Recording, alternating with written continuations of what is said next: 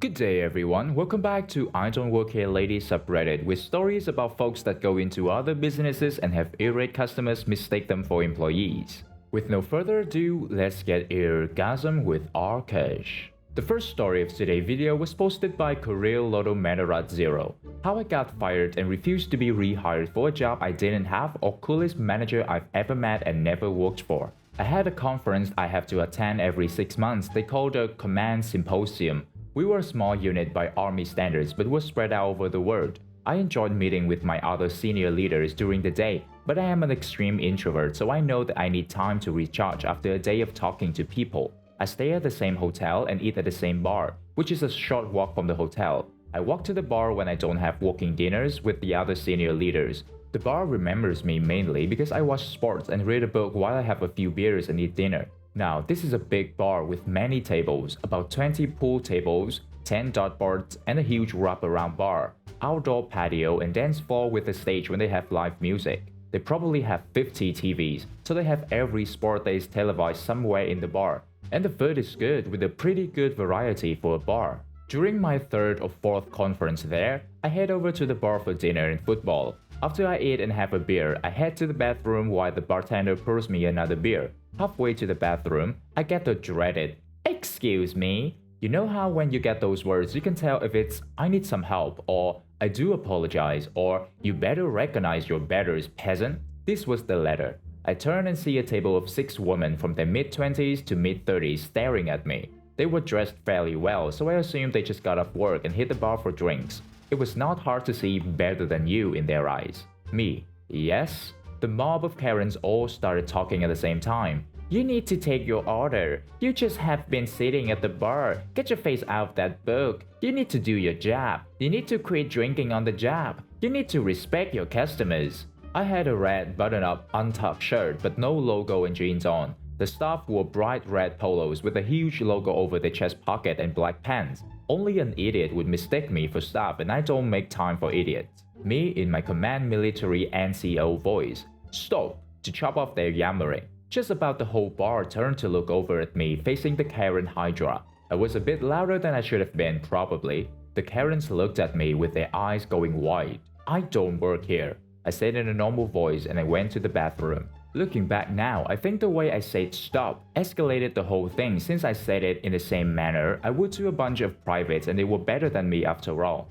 When I came out of the bathroom after washing my hands, very important, not the story but just important to wash your hands, I see the Karen's horde screeching and widely motioning me at the manager. I had met him a couple of times and we knew each other by name when I came into town. Really good guy and you can tell his staff liked him. One of the Karen's sirens yells and points, "That's him!" and they start squawking again. The manager waves me over and I see the crooked smile that he's hiding from the Karen augurs. Cool manager. Original poster, did you refuse to serve these ladies? I, thinking ladies is a loose term for people that use their left butt cheek as a brain. Yes. The Wendigo screech of the Karens begins again in earnest. Cool manager. They are demanding I fire you. Me. Okay. Cool manager. Okay then, you're fired and don't have to finish out your shift. I pause for a second and look at how smart the Karens were and figure cool manager is cool, so why not? Me. Do I get severance pay? Cool manager. Sorry, no. Me. Any workers' comp benefits? Cool manager. No. Me. What about medical and dental? Cool manager. Not available for you, sorry. Me. What about my final paycheck? Without missing a beat, cool manager says, "We will be sending you what we owe you in the mail." Me. How about a severance beer? Cool manager. I think we can work that out. I reach out my hand and shake the manager's hand and say, "It's been a pleasure working with you." Cool manager. Cool manager. I wish we could keep you. And with that, I went back to my spot at the bar. A couple of the people around me asked what happened and I told them and they had a good laugh. A few minutes later, the bartender brings me a beer before I finish the one I had and said, "Cool manager said your beers are free tonight as your severance package." She laughs and the people around me that saw what happened or heard about it laugh too. I may have 4 beers at the most over the night if a game I like is on, so there was no danger of me trying to drink the bar dry. They had 3 bartenders and I always had a fresh beer before the one I was drinking was finished, and they poured my old beer out, so my beer was always cold. I pace myself when I'm out and it can take me about 30 to 45 minutes to finish one pint. That should be the end of the story, but the Karen has to be self-important and would not let it go. More people have come in the bar by now and I had almost forgotten the whole thing. After about an hour after the incident, cool manager comes up to me says, "You're not going to believe this. Can you come with me back to the table?" Me, "Sure, cool manager." We go back to the table with the Karen health response. I thought it might be an apology and I was going to be like, "No worries, mix-ups happen." But I did not understand the nature of a flock of Karens in the white that did not get the respect they are entitled to.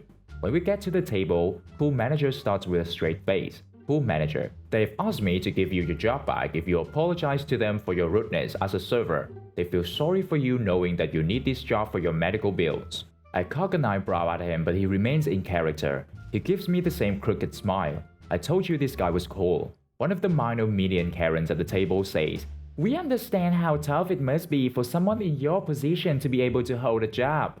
Then a major Karen median says, "You know, because of your age and all, and you can only be a waiter with your skill set." Well, I had been in the army for almost 20 years at that time.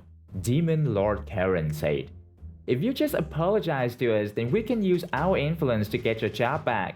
After all, we see you just sitting at the bar getting drunk off your last paycheck." Pool manager is struggling to keep a straight face. "Original poster, do you want to apologize and get your non-existent job back?"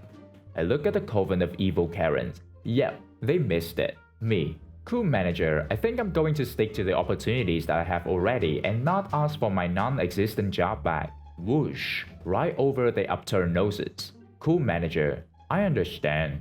Before he could finish his sentence, Lord Soren Karen stands up and gets in my face.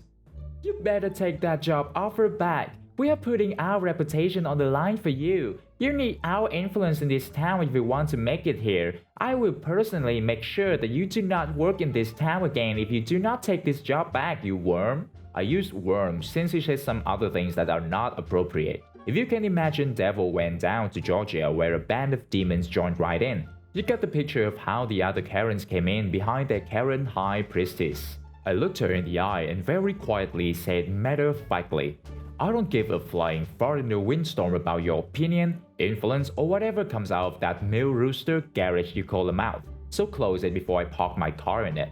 Little over the top, but I was done with them.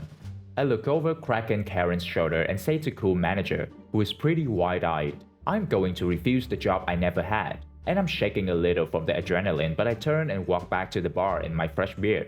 The entire bar had seen this Karen screech, but since nothing happened outside of the Karen piercing wail of being disrespected, they went back to whatever it was they were doing. I mean, the Karen's table was in the middle of the bar, so it was like a stage for them. I calmed down quickly as I don't care what they think. Besides, it's a pretty good football game. They're still mad and say some things behind my back that I tune out.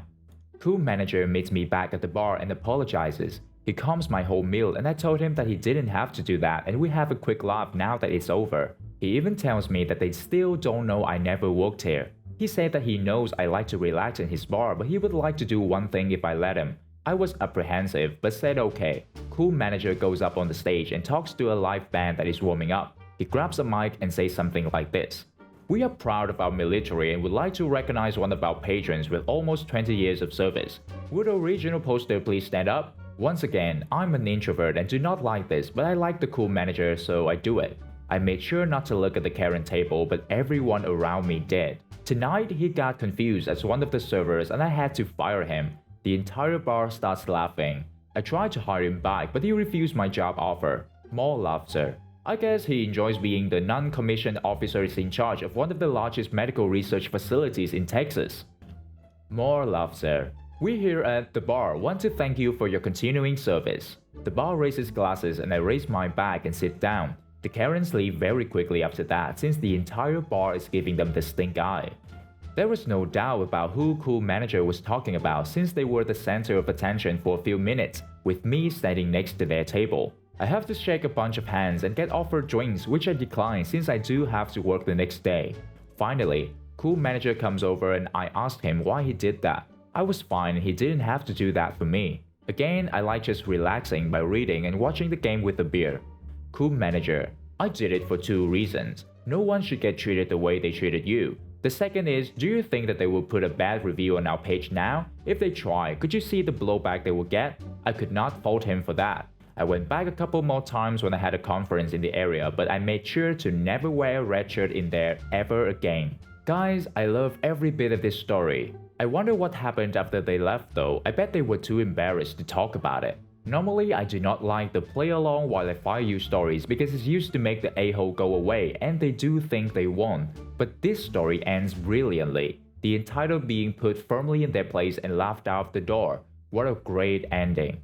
Moving on to the next story, posted by Colorful Happy.